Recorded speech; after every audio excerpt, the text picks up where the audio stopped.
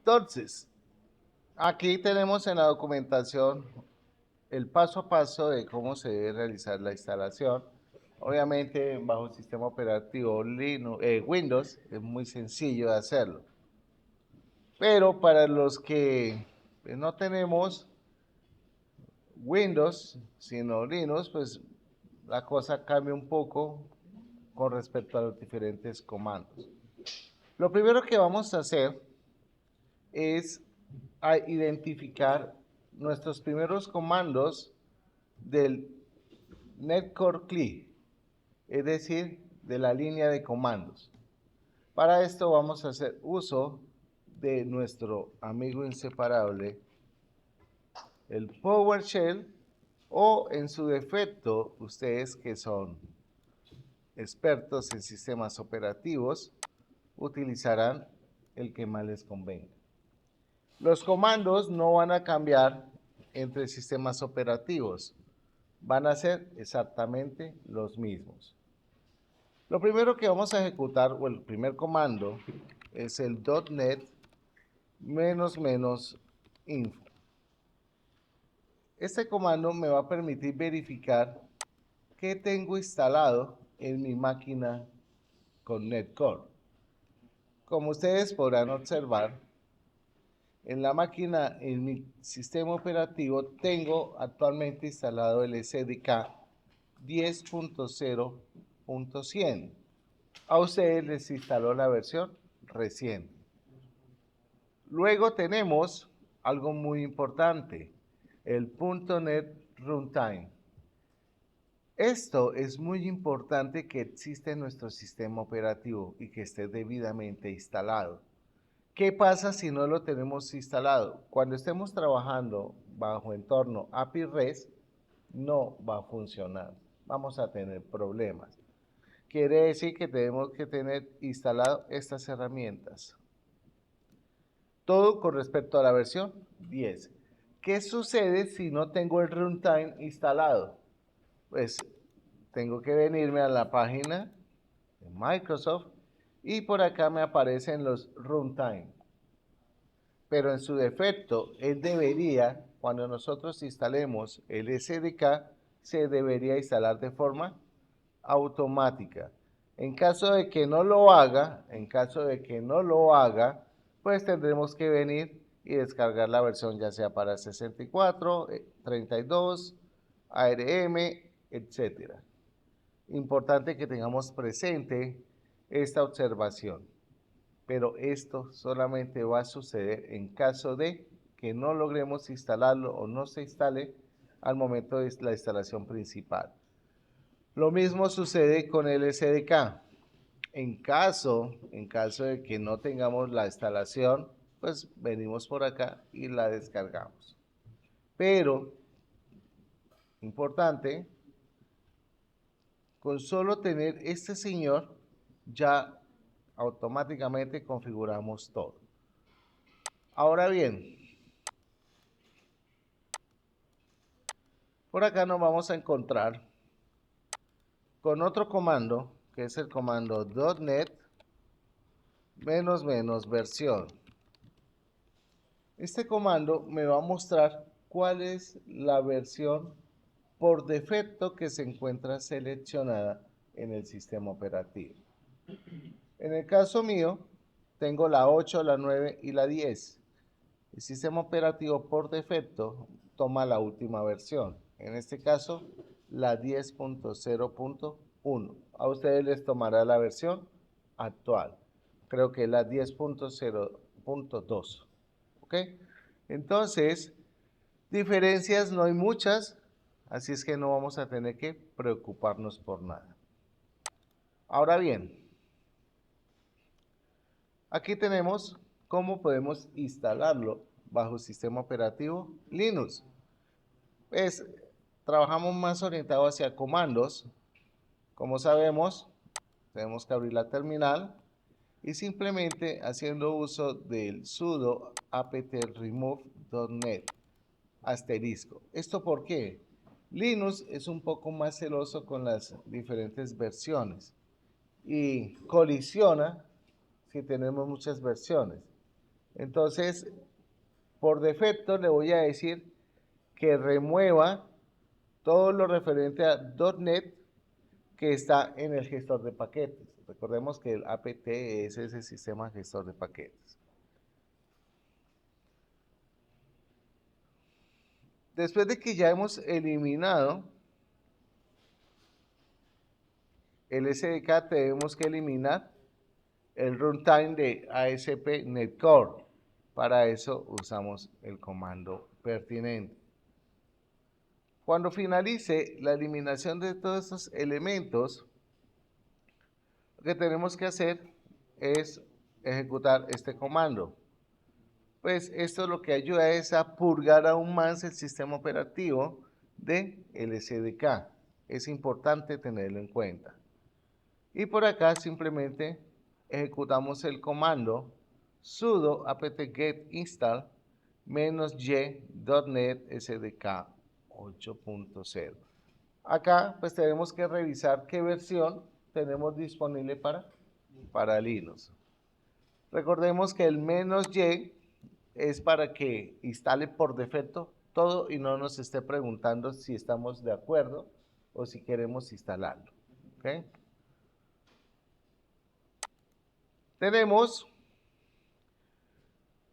la instalación de los runtime, que son necesarios también en el sistema operativo Linux. Para esto simplemente ejecutamos el comando sudo apt-get install -y y acá simplemente especificamos ASP Netcore-runtime y la versión. Es importante que cuando hagamos la instalación verifiquemos si estos paquetes siguen disponibles, porque en ocasiones esos paquetes son removidos de los repositorios y son actualizados por las nuevas versiones.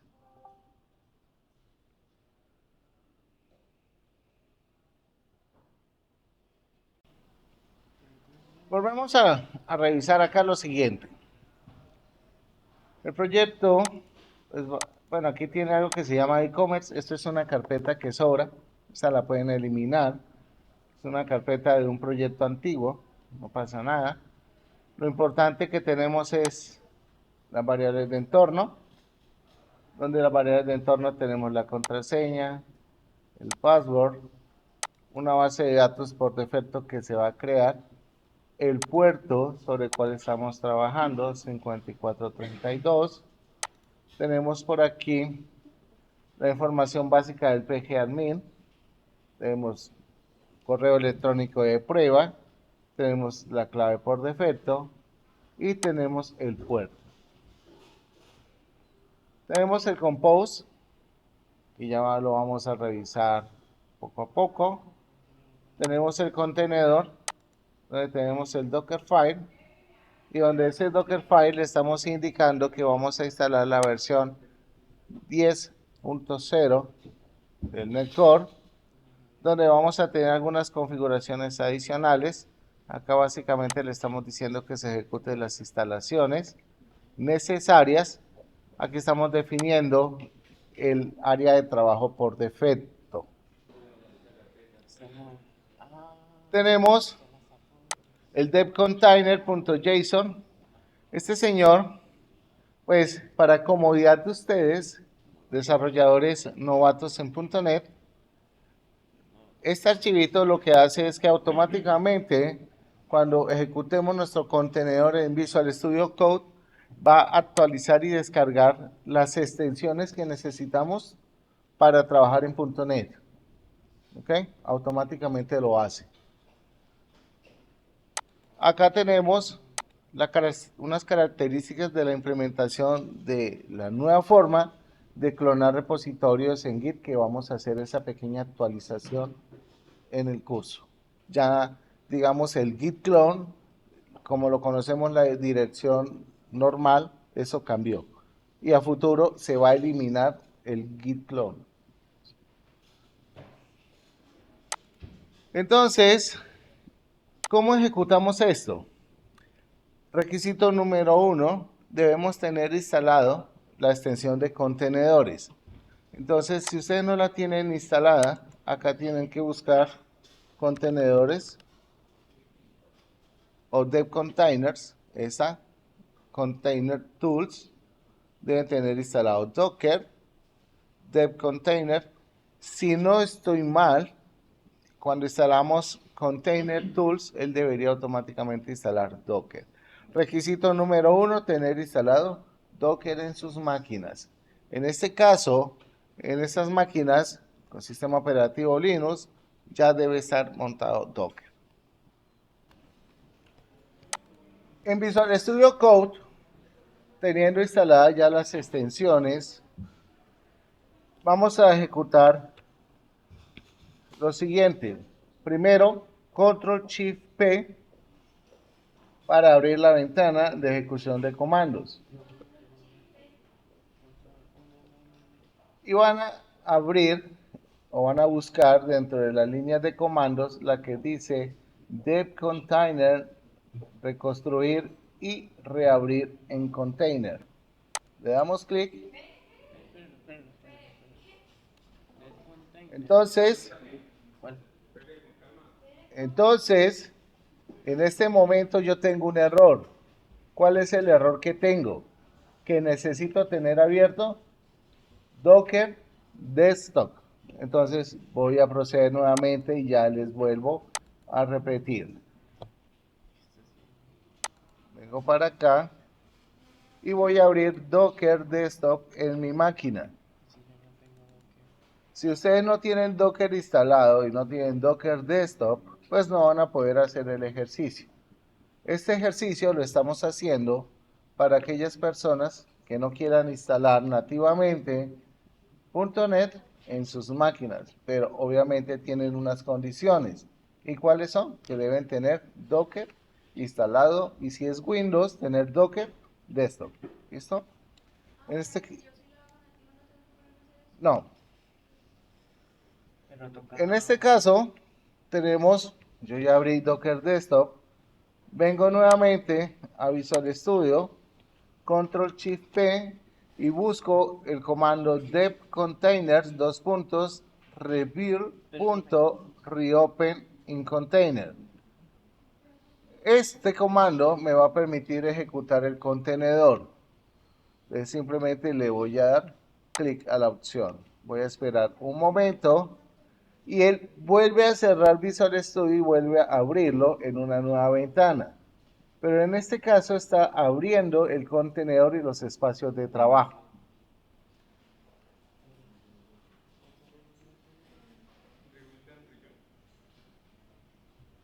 Aquí tenemos que esperar que se levante el contenedor.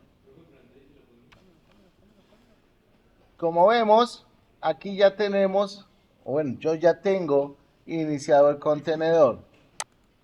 Entramos a la terminal y como vemos aquí en la parte inferior aparece nuestro prompt. Fíjense que es un prompt del contenedor. Quiere decir que aquí estoy trabajando dentro del contenedor. Si le digo acá .NET versión, me va a decir que es la 10.0.2. O sea, ya tengo la última versión. Si le digo .NET info, me va a dar la información pertinente al runtime de ASP.NET Core, que es la versión 10.04. ¿En qué momento vamos a necesitar el contenedor? Lo vamos a necesitar específicamente en máquinas que tenemos restricción para actualizar nuestras herramientas. Es muy común que en Visual Studio Code se actualicen las extensiones de uso de .NET. Y si ustedes tienen una versión del SDK antigua, pero tiene extensiones nuevas, el .NET no les van a funcionar. Tienen que actualizar el SDK. Importante esto, no podemos tener extensiones viejas con versiones recientes del SDK y del runtime. ¿Qué vamos a hacer acá? Acá se supone que yo ya tengo configurado Postgres. Postgres lo vamos a gestionar a partir de un elemento. Yo no recuerdo acá. 80 y... Un momento, a ver si lo tengo acá levantado. A ver, un momento. Yo reviso por acá.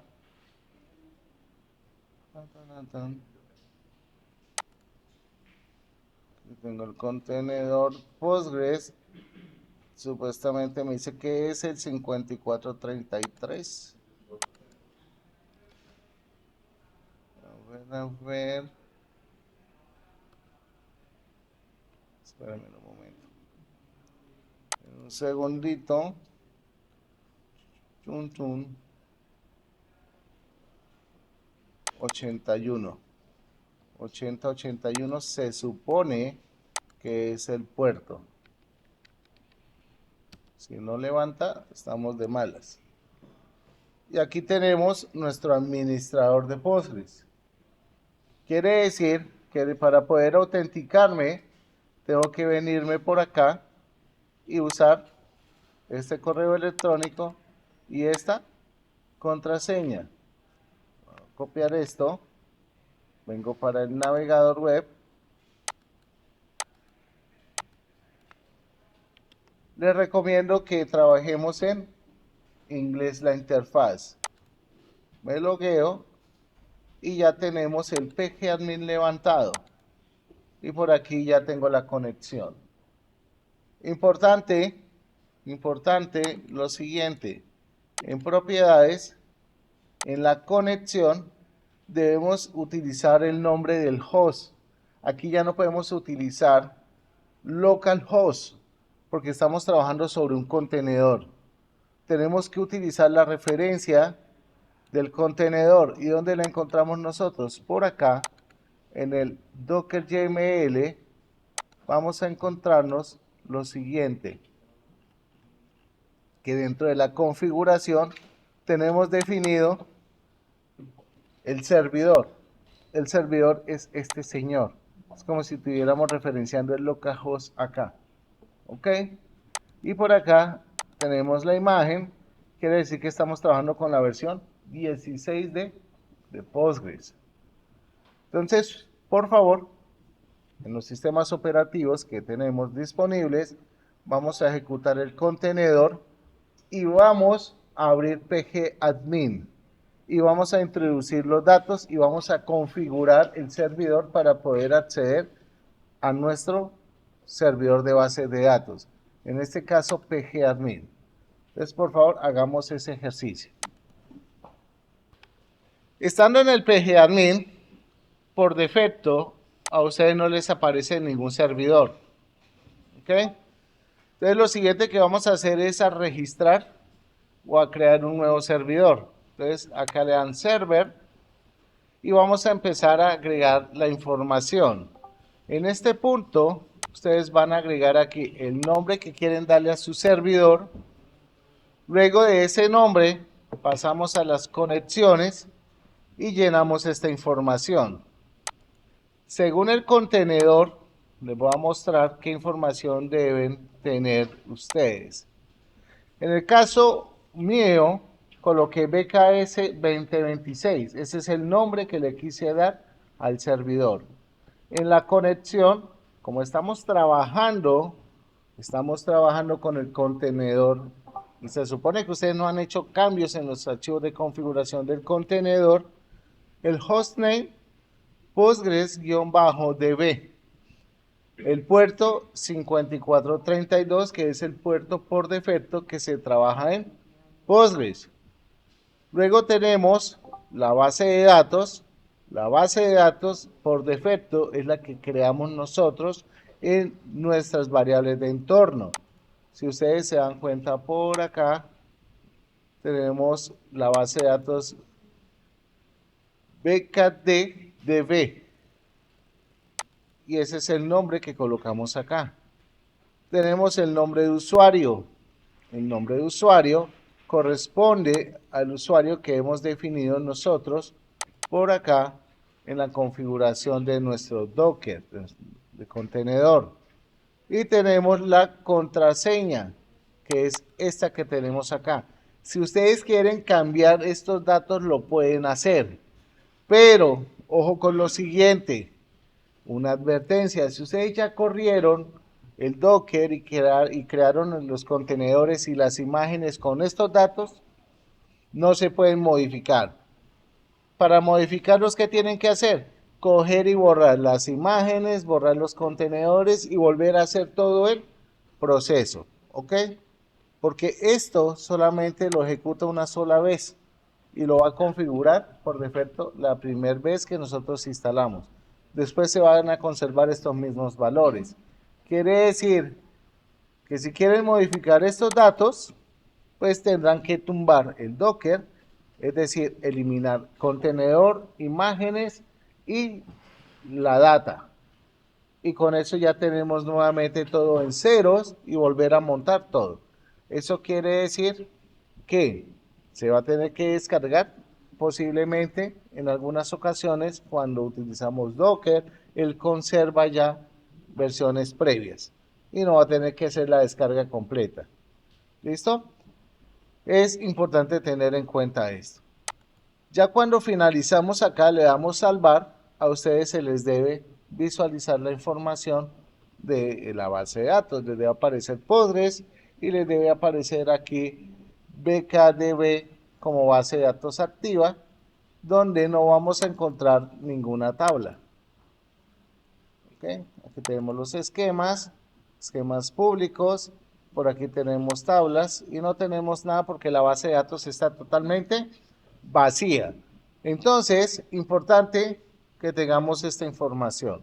Ya con esto tenemos configurado .NET, ya tenemos configurado todo el entorno de desarrollo con un contenedor y vamos a tener ya disponible nuestra base de datos. Quiere decir que cuando nosotros nos vayamos para una computadora que tenga Docker y queramos montar todo nuestro entorno de desarrollo, ejecutamos esto tal cual lo tenemos acá y listo, no tenemos ningún problema.